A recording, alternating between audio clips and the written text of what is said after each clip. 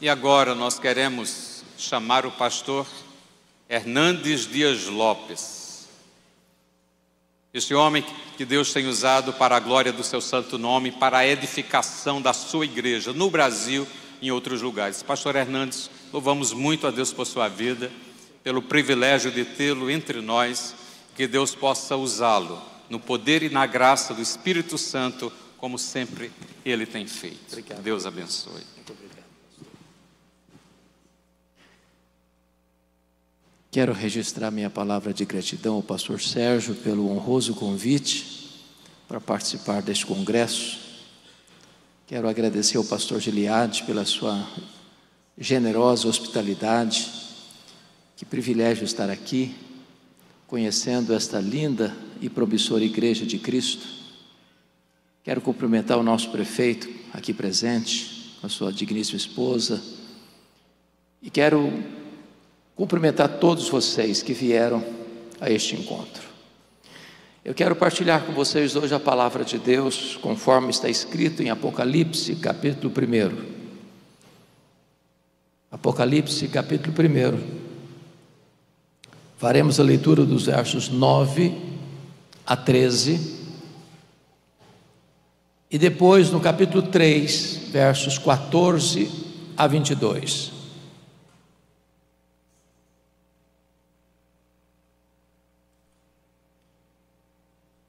O texto diz: Eu, João, irmão vosso e companheiro na tribulação, no reino e na perseverança, em Jesus achei-me na ilha chamada Patmos por causa da palavra de Deus e do testemunho de Jesus.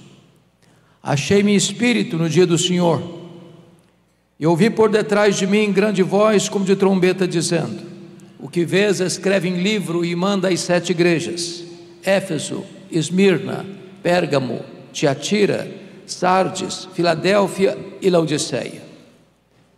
Voltei-me para ver quem falava comigo, e voltado vi 7 candeeiros de ouro, e no meio dos candeeiros um semelhante a filho de homem. Agora capítulo 3, versos 14 a 22. Ao anjo da igreja em Laodiceia escreve: Estas coisas diz o Amém, a testemunha fiel e verdadeira, o princípio da criação de Deus. Conheço as tuas obras, que nem és frio nem quente, quem dera fosses frio ou quente. Assim, porque és morno e nem és quente nem frio, estou a ponto de vomitar-te da minha boca. Pois dizes: estou rico e abastado, e não preciso de coisa alguma, e nem sabes que tu és infeliz, sim, miserável, pobre, cego e nu. Aconselho-te que de mim compres ouro refinado pelo fogo, a fim de te enriqueceres, vestiduras brancas para te vestires, a fim de que não seja manifesta a vergonha da tua nudez, e colírio para ungir os teus olhos, a fim de que vejas. Eu repreendo e disciplino a quantos amo. Sê, pois, zeloso e arrepende-te. Eis que eu estou à porta e bato. Se alguém ouvir a minha voz e abrir a porta, eu entrarei e cearei com ele e ele comigo. Ao vencedor dar-lhe-ei sentar-se comigo no meu trono, como eu venci e sentei com o meu Pai no seu trono. Quem tem ouvidos, ouça o que o Espírito diz às igrejas. Amém. Os dias mais sombrios da história da igreja no primeiro século haviam chegado. Já tinham passado pelo poder César Augusto, Tibério César, Calígula, Cláudio, Nero, Vespasiano, Tito Flávio. Agora estava no governo Domiciano. Especialmente depois que Nero assumiu o poder, isso no ano 54 da era cristã, é que as nuvens escuras se formavam no horizonte, anunciando a chegada de uma grande tempestade sobre a igreja. 10 anos depois que ele assume o governo, ele que era um homem violento, devasso, mandou matar sua própria mãe. Um fato acontece que mexe com a história do império. 17 de julho do ano 64, a cidade de Roma é criminosamente incendiada. 7 noites e 6 dias de incêndio, 17 de julho a 24 de julho. Depois que as chamas se apagaram, constata-se que dos 14 bairros de Roma, 10 foram destruídos. Os 4 bairros restantes, densamente povoados por judeus e cristãos, dão a Nero um álibi para botar a culpa dos cristãos, para botar a culpa do incêndio de Roma nos cristãos, e começa um verdadeiro massacre. Os crentes foram crucificados, queimados vivos, jogados às feras. 2 anos depois, ano 66, explode a guerra judaica em Cesareia Marítima, e Roma manda para lá o general Tito para tentar debelar aquela rebelião. 2 anos depois, ano 68, Nero é deposto pelo Senado romano e comete suicídio. 2 anos depois, ano 70, o general Tito cerca Jerusalém, destrói Jerusalém, arrasa o templo de Jerusalém, cumprindo a profecia de Jesus, e dispersa os judeus para a maior diáspora de todos os tempos, desde o ano 70 a 14 de maio de 1948, quando Israel retorna ao seu território. Nesse mesmo ano 70, Vespasiano inaugura em Roma o Coliseu Romano, o Anfiteatro da Morte, que numa festa de inauguração de 100 dias, mais de 10.000 cristãos foram mortos com requinte de crueldade. Ano 81, assume o governo de Roma Domiciano. Este homem foi chamado de segundo Nero, ou Nero redivivo, pela maneira truculenta com que ele perseguiu a igreja. Foi nesse período do seu governo que o apóstolo João, o último representante do colégio apostólico, foi deportado da igreja de Éfeso, na Ásia Menor, onde era pastor, para uma colônia penal, uma ilha vulcânica do mar Egeu, a ilha de Patmos. Vale destacar que a essas alturas todos os apóstolos de Jesus já estavam mortos, e mortos pelo viés do martírio.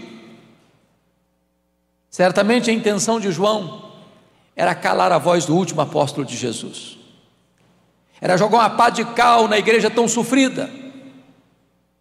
Mas quando tudo parecia perdido, quando a igreja gemia as dores mais alucinantes do sofrimento, da perseguição, quando todas as portas se fecharam para João na terra, Deus abriu-lhe uma porta no céu e disse: sobe para aqui, e eu te mostrarei não as coisas que talvez aconteçam, não as coisas que podem acontecer, eu te mostrarei as coisas que devem acontecer. Mesmo nas horas mais sombrias da história da igreja, quem está governando, quem tem as rédeas da história nas mãos, não são os poderosos deste século, mas é o Senhor Jesus Cristo, o Rei da Glória. Era um dia de domingo, era o dia do Senhor, quando João escuta atrás dele uma voz como voz de trombeta, dizendo: o que vês, escreve em livro e manda às 7 igrejas: Éfeso, Esmirna, Pérgamo, Tiatira, Sardes, Filadélfia e Laodiceia. Quando ele se volta para ver quem falava com ele, ele não vê quem falava com ele, ele vê 7 candeeiros de ouro, ele vê as 7 igrejas,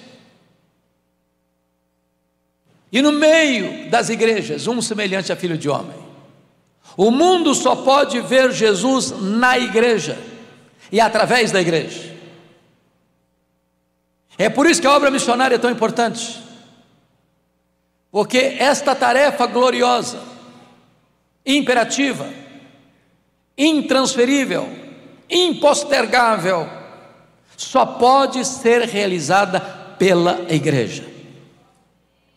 Nenhuma instituição humana, por mais egrégia que ela seja, tem competência para realizar esta obra. Esta é uma obra da Igreja de Cristo Jesus. Mas quando João vai ver quem falava com ele, ele vê o Cristo glorificado. Não é mais aquele Cristo suando sangue em lágrimas do Getsêmani. Não é mais aquele Cristo cuspido e esbordoado do sinédrio judaico. O Cristo que João vê não é o Cristo vilipendiado, espancado do pretório romano. O Cristo que João vê não é o Cristo que caminha exangue pelas apinhadas ruas de Jerusalém, sob os apupos e vaias de uma multidão ensandecida. O Cristo que João vê não é o Cristo pregado naquele leio maldito, esticado naquele leito de morte, expulso da terra, não recebido pelo céu. O Cristo que João vê é o Cristo da glória, é o Cristo vencedor, é o Cristo vitorioso. Seus cabelos são brancos como a neve, seus olhos são como chamas de fogo, seus pés são como de bronze polido, as suas mãos sustentam a igreja, a sua voz é como voz de muitas águas, o seu rosto brilha como o sol no firmamento. Quando João vê o Cristo da glória, ele cai como morto aos seus pés, e o Senhor põe a mão direita sobre ele e diz: não temas, João, eu sou o primeiro e o último. Eis que eu estive morto, mas estou vivo pelos séculos dos séculos, e tenho as chaves da morte e do inferno. Nós não estamos aqui hoje adorando o Cristo que esteve vivo e está morto. Nós estamos aqui hoje adorando o Cristo que esteve morto e está vivo pelos séculos dos séculos.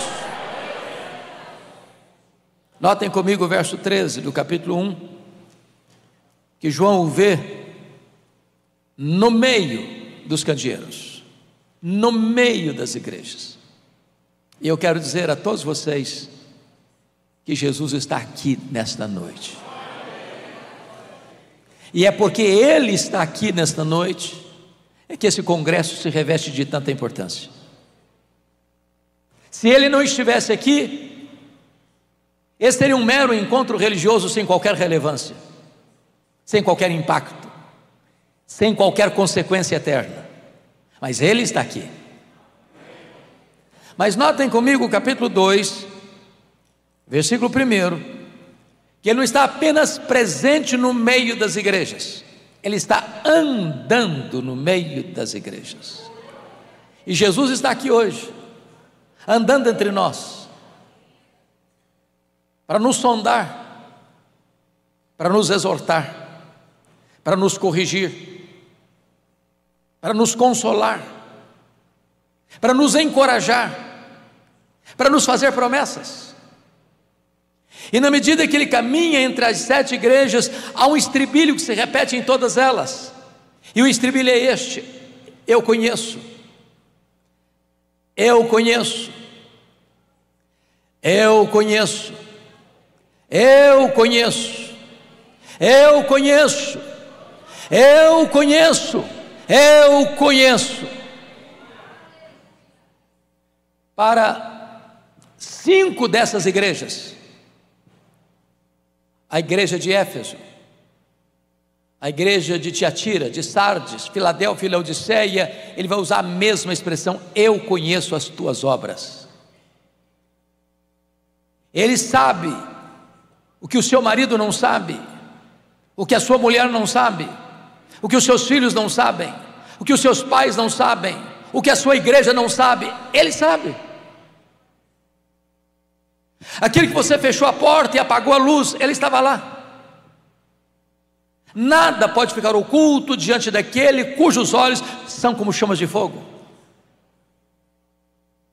Para a igreja de Esmirna, Ele tem uma outra expressão. Ele diz: eu conheço a tua tribulação e a tua pobreza, mas tu és rico. Eu quero dizer para você nesta noite que Jesus sabe a dor que você está sentindo, as suas noites indormidas, as suas madrugadas insones, as angústias da sua alma, os seus medos. Ele sabe o que você está passando.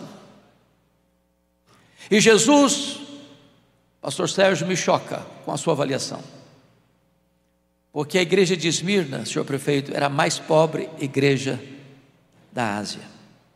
E Jesus olha para essa igreja e diz: eu conheço a tua pobreza, mas tu és rico, pobre na terra, rica no céu, pobre financeiramente, rica espiritualmente, pobre aos olhos dos homens, rica aos olhos de Deus. Você e eu temos um conceito de que uma igreja rica. Qual o conceito que nós temos de uma igreja rica? É uma igreja que tem muitos membros? É uma igreja que tem um templo suntuoso? É uma igreja que tem um orçamento robusto?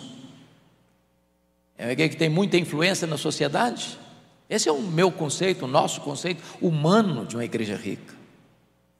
Mas Jesus olha para outra igreja, a igreja de Laodiceia, uma igreja muito rica, que dizia para si mesma: eu estou rica, estou abastada, não preciso de coisa nenhuma. E Jesus olha para esta mesma igreja e faz um outro diagnóstico: não, você é pobre, você é miserável, você está nu, você está cega. O que é importante não é ser rica aos olhos dos homens, o que é importante é uma igreja ser rica aos olhos de Deus. Mas para a igreja de Pérgamo, Jesus vai usar uma outra expressão. Ele vai dizer assim: eu conheço o lugar onde tu habitas, onde está o trono de Satanás. E por que Jesus disse isso para Pérgamo?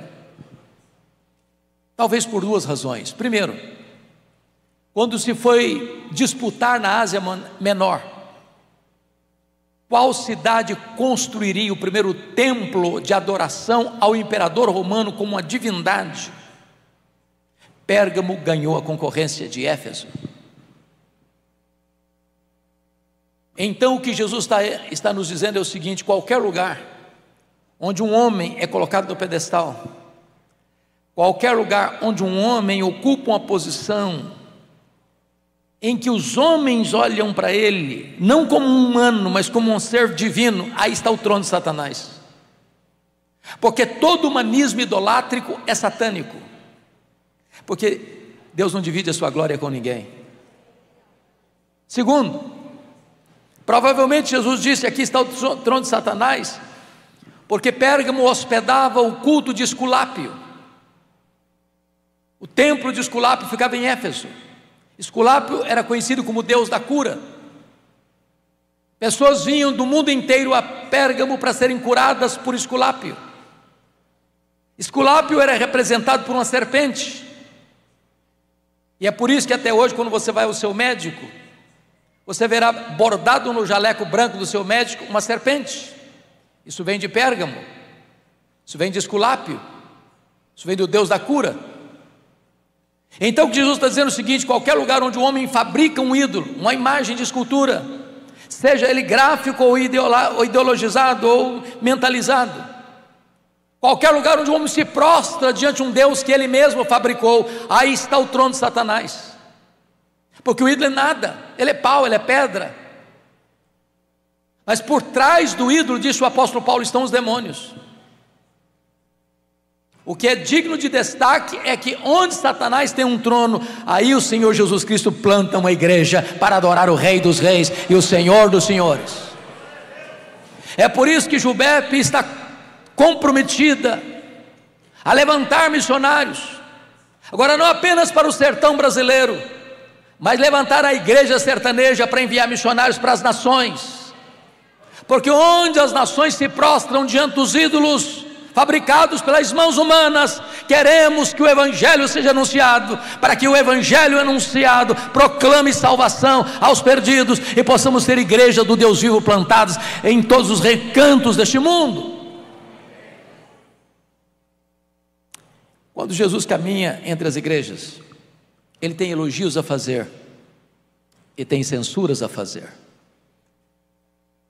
Para duas igrejas, Jesus não tem nenhuma censura, somente elogio. Para quais igrejas? Para Esmirna, a mais pobre. Para Filadélfia, a mais fraca. Jesus diz para Filadélfia: eu conheço as tuas obras, tu tens pouca força, Mas eu coloquei diante de ti uma porta aberta, e a porta que eu abro, ninguém fecha, e a porta que eu fecho, ninguém abre. O que é importante para uma igreja, não é que ela seja forte de acordo com a opinião dos homens, mas é ser fiel ao Todo-Poderoso Deus, que abre portas e fecha portas. Mas para 4 igrejas, Jesus tem elogios a fazer e tem censura a fazer. Por exemplo, Jesus elogia a igreja de Éfeso pela sua fidelidade doutrinária, por não tolerar os falsos apóstolos, por não negociar princípios e valores, por ser fiel e perseverante no sofrimento, uma igreja zelosa da doutrina. Isso Jesus está nos ensinando, apontando o seguinte: nenhuma igreja pode agradar ao Senhor Jesus se ela negocia princípios e valores, se ela transige com a verdade, se ela torna a mensagem mais palatável, mais ao gosto da freguesia, mais politicamente correto, para agradar as pessoas ou atrair pessoas. A palavra de Deus não pode ser mudada ao gosto da nossa vontade, à revelia do propósito divino. Mas Jesus diz para essa mesma igreja assim: eu tenho uma coisa, porém, contra ti, é que tu abandonaste o teu primeiro amor. Em outras palavras, uma igreja pode perder a sua piedade na defesa da sua ortodoxia. Às vezes, meus irmãos, nós somos muito zelosos da ortodoxia. Eu vou lhe dizer que a ortodoxia é boa, ela é insubstituível, mas ortodoxia morta mata. Não basta apenas ter luz na mente, é preciso ter fogo no coração. Não basta ter apenas conhecimento, é preciso ter óleo da unção. E eu não tenho dúvidas, pastor Sérgio, que não haverá despertamento missionário enquanto não houver ao mesmo tempo um grande avivamento espiritual sobre a igreja. Jesus elogia a igreja de Tiatira, porque agora, enquanto escreve esta carta, ela tem mais fé, mais obras e mais amor do que tinha lá no começo. Mas Jesus diz: eu tenho uma coisa contra ti, é que tu toleras essa falsa profetisa Jezabel. Ou seja, se Éfeso tinha doutrina e não tinha amor, Tiatira tinha amor, mas não tinha doutrina. Pastor Giliade, nós poderíamos ser a igreja mais acolhedora da cidade, do estado, da nação. Mas se nos faltar sã doutrina, essa igreja não agrada a Jesus. Nós não podemos separar o que Deus uniu: ortodoxia e piedade, teologia e ética, credo e conduta. Jesus elogia a igreja de Pérgamo, porque tem gente fiel na igreja de Pérgamo. O líder da igreja, Antipas, morreu martirizado lá na cidade. Os historiadores dizem que Antipas morreu dentro de um boi de bronze, encandecido, queimado. Mas nessa mesma igreja tem gente transigindo com a doutrina de Balaão, vivendo uma vida imoral, na mesma igreja. Isso me leva às vezes a responder algumas perguntas muito frequentes que escuto. Andando por todos os estados brasileiros, pela graça de Deus, já pregando em mais de 1.500 igrejas, das mais diversas denominações, eu escuto assim: pastor, qual a avaliação que o senhor faz da igreja evangélica brasileira? Eu respondo assim: vai muito bem. Eu respondo assim: vai mais ou menos. Eu respondo assim: vai muito mal. Às vezes a pergunta é mais endereçada, sabendo que eu sou um pastor presbiteriano, pergunta assim: qual a visão que o senhor tem da igreja presbiteriana? Eu respondo assim: vai muito bem, vai mais ou menos, vai muito mal. Às vezes a pergunta é endereçada à igreja local, onde eu tenho o privilégio de ser pastor: como é que é a avaliação que o senhor tem da igreja que o senhor é pastor? Eu respondo assim: vai muito bem, vai mais ou menos, vai muito mal. Sabe por que eu respondo assim? Porque numa mesma igreja, que está debaixo do cajado do mesmo pastor, que canta no mesmo conjunto, que canta no mesmo coral, tem gente cheia do Espírito Santo, Tem gente capengando na fé, tem gente vivendo em pecado, e só Jesus diz: eu conheço, eu conheço, eu conheço. Jesus elogia a igreja de Sardes, porque ainda tem alguns poucos que não contaminaram suas vestiduras.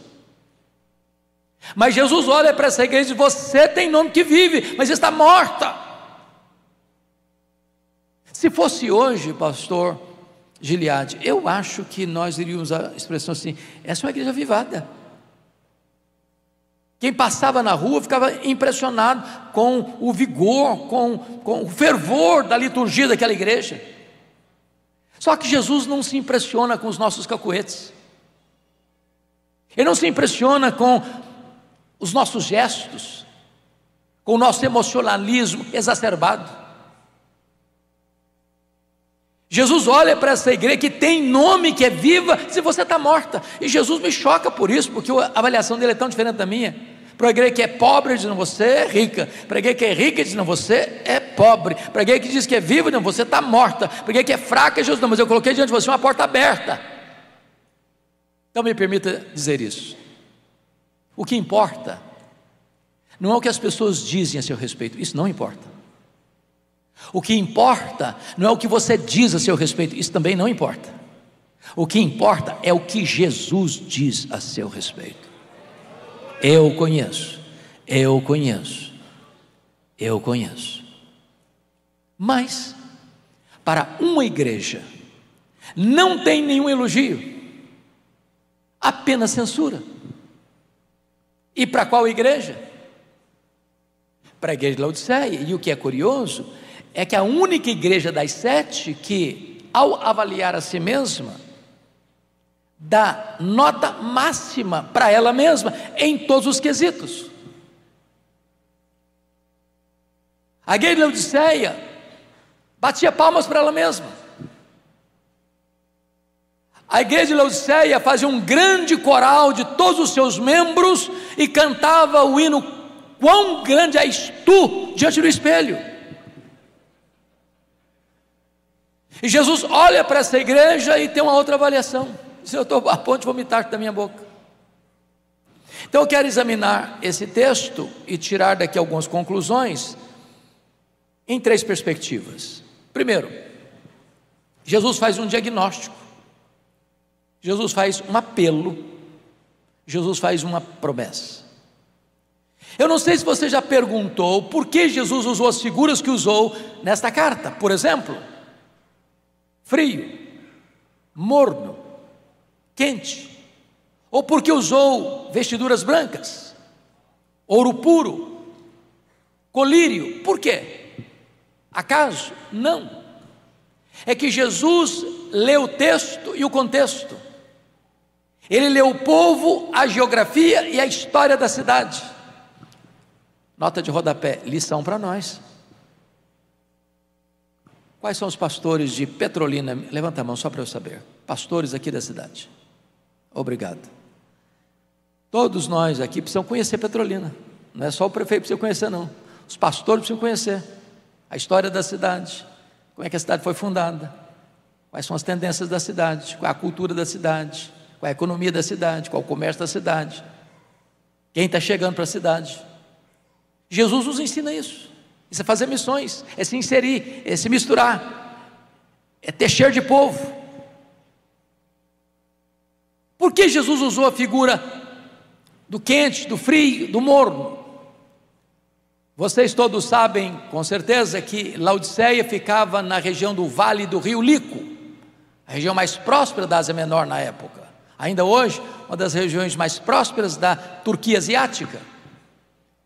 Aquela micro-região, ou a região metropolitana, tinham 3 cidades, 8 quilômetros uma da outra. Hierápolis, que era uma cidade de águas termais. Lá tem chamado Castelo de Algodão, onde águas quentes vão formando cascatas e piscinas naturais, e pessoas vinham e ainda vêm até hoje para tomar banhos terapêuticos. Do outro lado do rio Lico fica Colossos, conhecida também por suas fontes de águas frias, também terapêuticas. Mas Laodiceia, a principal cidade, não tinha fontes nem de águas quentes, nem de águas frias. As águas que vinham chegavam por meio de aquedutos e chegavam mornas, tépidas, impróprias para beber, impróprias para uso terapêutico. E Jesus pega esse gancho e diz assim: quem dera tu fosses quente como as águas de Herápolis, quem dera tu fosses frio como as águas de Colossos, mas porque tu és morna como as águas que chegam em Laodiceia, eu estou a ponto de vomitar-te da minha boca. Por que ele usa a figura do ouro puro para se enriquecer? Porque Laodiceia era a cidade dos banqueiros, dos endinheirados, dos ricaços. Tanto é fato que em 46 depois de Cristo houve um terremoto na região. Colossos e Herápolis nunca se recompuseram, mas Laodiceia foi reconstruída sem precisar de dinheiro do Estado. Os ricos reconstruíram a cidade. Jesus está dizendo: vocês têm orgulho da riqueza, do ouro de vocês, mas espiritualmente vocês estão pobres. Por que ele usa a figura das vestes brancas? Porque Laodiceia era o maior centro têxtil da Ásia Menor. Jesus está dizendo: vocês se orgulham das suas fábricas de roupas, mas espiritualmente vocês estão nus. Por que ele usa a figura do colírio? Porque Laodiceia era o maior centro oftalmológico da Ásia Menor. Jesus está dizendo: vocês se orgulham das suas clínicas de tratamento de olhos, mas espiritualmente vocês estão cegos. O que ele está fazendo? Diagnóstico. Mas pastor Sérgio, sabe o que me choca? Não é o que Jesus vê, é o que Jesus não vê nesta igreja. Prestem bem atenção nisso. A igreja que Jesus só censurou não recebe de Jesus nenhuma denúncia de falsas doutrinas. Não tem falsos apóstolos, não tem falsos profetas, não tem falsos mestres, não tem doutrina de Balaão, não tem doutrina de Nicolaíta, não tem doutrina de Jezabel. Diríamos nós que a igreja de Laodiceia era uma igreja ortodoxa. Leia as 7 cartas. Em segundo lugar, você não verá denúncia de Jesus de problemas morais. Tem problema moral na igreja de Tiatira, tem problema moral na igreja de Pérgamo, tem problema moral na igreja de Sardes. Na igreja de Laodiceia não tem denúncia. A igreja ética, gozava de um bom testemunho interno e externo. Leia as cartas, e vocês não verão nenhuma denúncia de Jesus de problemas financeiros. A igreja de Esmirna era pobre. Não, essa igreja é rica. Eu acho que os teólogos da prosperidade não fariam sucesso lá, todo mundo já era próspero. Quarto lugar, não há denúncia de Jesus de perseguição. O mundo está uma panela de pressão. A igreja de Laodiceia tem paz. Eu posso até garantir a vocês, se você e eu morássemos na Ásia Menor, nessa região, no primeiro século, todos nós iríamos escolher a igreja de Laodiceia para sermos membros. Era a melhor igreja. Mas Jesus olha para essa igreja e uma coisa ele não vê. E o que ele não vê nessa igreja é o que traz tanto desconforto para ele. E o que Jesus não vê nessa igreja? Jesus não vê nessa igreja fervor espiritual.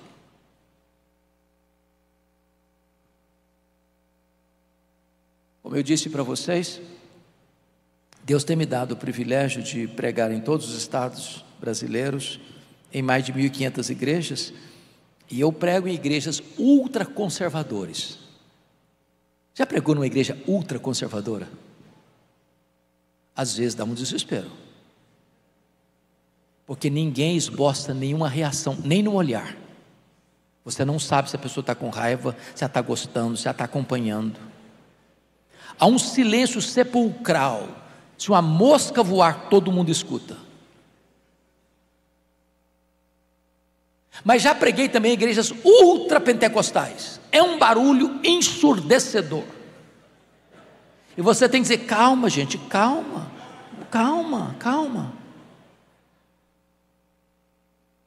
Sabe o que tenho percebido? Fervor espiritual não tem nada a ver com estilo de culto. Nós aprendemos, irmãos, alguns jargões, glória a Deus, aleluia, e às vezes aquilo é tudo automático, aquilo não tem nada a ver mais com a vida. Eu não tenho nenhuma dúvida, irmãos, que a maior necessidade da igreja evangélica brasileira é ter e passar por um profundo despertamento espiritual. Falta choro pelo pecado, falta arrependimento genuíno,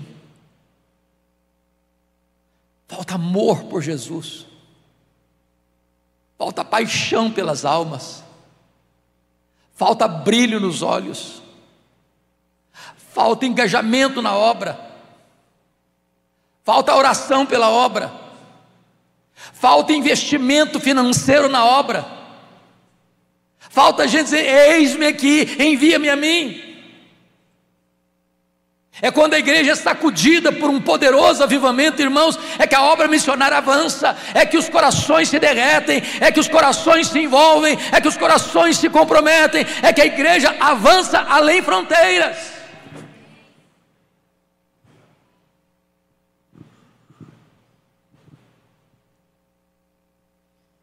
Depois que Jesus faz um diagnóstico, vai fazer um apelo. E é curioso que Jesus, ao fazer o apelo, ele se apresenta como um mascate, um vendedor ambulante. Aconselho-te que de mim compres ouro refinado pelo fogo para te enriqueceres, vestiduras brancas para te vestires, a fim de que não seja manifesta a vergonha da tua nudez, e colírio para ungir os teus olhos, a fim de que vejas. Mas Jesus é o dono da igreja, é o Senhor da igreja, é o cabeça da igreja. Ele podia dar uma ordem para a igreja, mas ele dá um conselho. E o que ele está nos ensinando? Sabe o que ele está ensinando? Se você está precisando de fervor espiritual, não corra atrás das últimas novidades do mercado da fé. Não busque esse fervor nas novidades que estão surgindo por aí. Não corra atrás de novas doutrinas e experiencialismo heterodoxo. Ele está dizendo: aconselho-te que tu compres de mim, que tu compres de mim, que tu compres de mim. O produto é necessário e vital, o preço é de graça. Sabe o que ele está dizendo? Se você precisa de fervor, você só pode encontrar esse fervor em Jesus e só em Jesus. É Ele quem derrama o Espírito Santo sobre a igreja, é Ele quem fortalece a igreja, é Ele quem revitaliza a igreja, é Ele quem fortalece a igreja do Deus vivo para cumprir a agenda missionária. Mas chega no verso 19, ele tem uma palavra a fazer, a dar, e uma exortação a cumprir. Eu repreendo e disciplino a quantos amo. Eu não sei quanto ao pastor Sérgio, que tem lidado com a missionária há tantos anos no Brasil. Ao pregar nesse texto, aos pastores aqui presentes, às vezes é constrangedor. Confesso que é constrangedor. A linguagem é muito pesada. Eu não sei quanto a vocês, mas para mim, enjoo, náusea, é pior do que dor. Se você está em pé, o mundo roda. Se você senta, você está desconfortável. Se você deita, o mundo capota.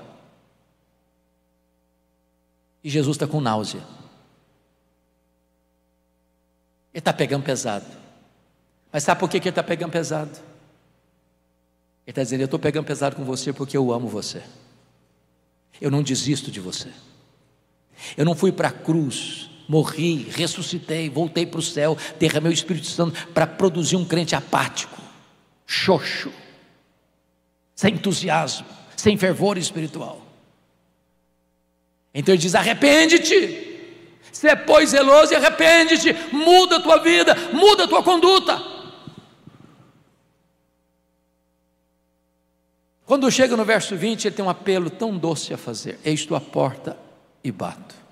Mas sabe o que me choca aqui, pastor Alexandre? O que me choca aqui é que a igreja de Laodiceia fazia tudo por ela, através dela e para ela, e Jesus estava do lado de fora ainda. Irmãos, que risco enorme você e eu corremos. Como denuncia o profeta Amós, toda a religiosidade do povo é porque eles gostavam disso. E Jesus está lá de fora.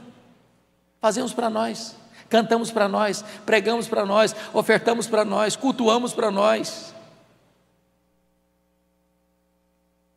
O que Jesus está nos ensinando, que a única maneira de aquecer de novo o coração, trazer fervor espiritual para a alma, um grande reavivamento pessoal e espiritual, é assentarmos-nos à mesa com Jesus, intimidade com Jesus. Não é nada místico, é comunhão com Ele. Pois bem, agora Ele vai fazer a promessa. Verso 14 já diz por que Ele tem autoridade e competência para fazer a promessa. Essas coisas diz o amém. Ele é a última palavra de Deus para você. A testemunha fiel e verdadeira, o que Ele promete, Ele cumpre. O princípio da criação de Deus, Ele é o agente da criação. Se Ele do nada criou o universo, Ele tem poder para restaurar o fervor espiritual na sua vida. E a promessa é essa: ao vencedor dar-lhe-ei sentar-se comigo no meu trono, como eu venci, sentei com meu Pai no seu trono. Sabe o que Ele está dizendo para a igreja que dava tanta importância a dinheiro? Eu tenho coisa melhor para você, eu tenho o trono. Mas quem se assentará publicamente com Ele ao trono é quem se assentou intimamente com Ele à mesa. E agora Ele conclui dizendo: quem tem ouvidos, ouça o que o Espírito diz às igrejas. 2011 eu fui visitar essas 7 igrejas,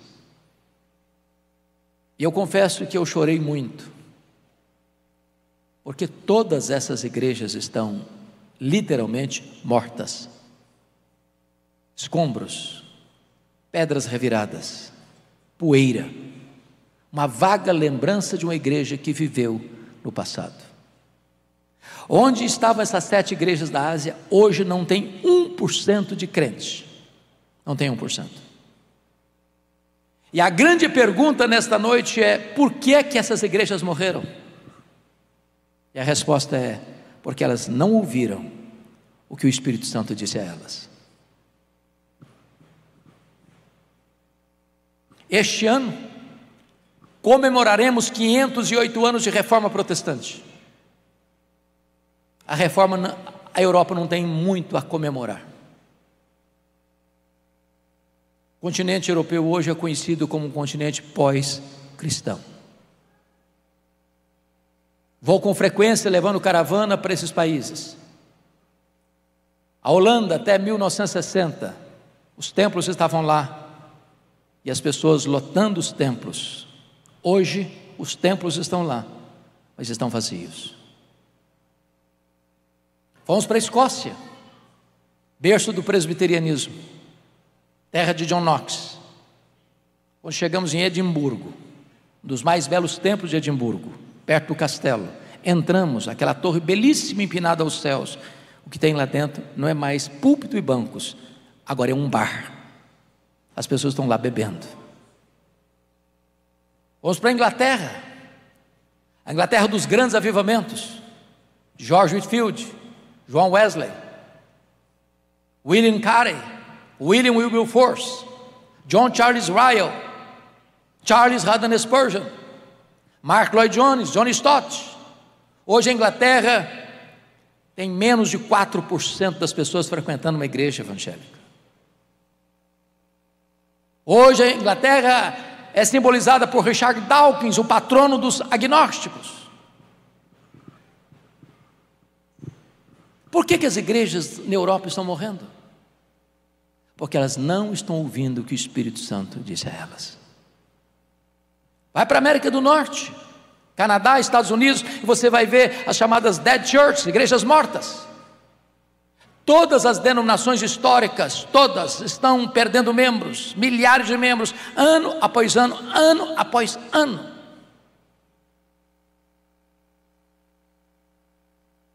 Há 3 anos eu estava pregando num congresso em Nova York, e um pastor da Assembleia de Deus me convidou para pregar, e do hotel onde eu estava à igreja onde eu fui pregar, meia hora de carro, ele me mostrou 11 templos vazios, que estavam à venda, que não tinha mais gente para frequentar. Seminários que formaram teólogos, pastores, missionários para o mundo, hoje tomados de assaltos pelos liberais, estão ensinando ceticismo. Seminário de Princeton, onde estudou o nosso missionário pioneiro Ashbel Green Simonton, que chegou aqui no Brasil em 1859. Estive lá em Princeton, e quando fui olhar os livros que seriam estudados aquele ano, eu não vi nenhum livro, nenhum sequer, de linha ortodoxa. Inclusive uma censura de uma teóloga americana que censurava a igreja brasileira de não considerar o candomblé uma vertente legítima do cristianismo. Por que as igrejas estão morrendo na América? Porque não estão ouvindo o que o Espírito Santo diz a elas. Olha para o Brasil, e você vai ver denominações inteiras, irmãos, que já sucumbiram ao liberalismo. Seminários evangélicos que não acreditam mais hoje que esse livro é a palavra de Deus. Há poucos dias, pastor Sérgio, um pastor me ligou de uma dessas denominações, chorando, e me disse assim: pastor Hernandes, a nossa denominação não batizou uma pessoa por igreja, por ano, em média. Olha para o Brasil, e vocês verão mega igrejas, mega templos, multidões e multidões, mas não tem evangelho. Não se prega sobre arrependimento, não se prega sobre novo nascimento, não se prega sobre conversão, não se prega sobre justificação pela fé, não se prega sobre santificação, não se prega sobre avivamento, não se prega sobre o reino de Deus, não se prega sobre a obra missionária. E onde não tem palavra de Deus, não tem o Deus da palavra. Olha para o Brasil, irmãos, e vocês verão denominações ortodoxas, mas que estão áridas como um deserto, secas como um poste, abraçadas a uma ortodoxia morta. O que você e eu precisamos hoje é de um sopro do Espírito Santo de Deus, para que Deus remova as cinzas, acenda as brasas e traga sobre nós um poderoso avivamento espiritual. E eu creio piamente que quando o Senhor sopra sobre a igreja o seu sopro, derrama sobre a igreja torrentes do seu Espírito, a consequência imediata é um grande despertamento missionário. Que a igreja sertaneja se levante, que a igreja sertaneja seja reavivada pelo poder do Espírito Santo, que a igreja sertaneja seja um celeiro de missionários para o mundo, que a igreja sertaneja ouça o que o Espírito Santo diz a ela. Que Deus nos abençoe.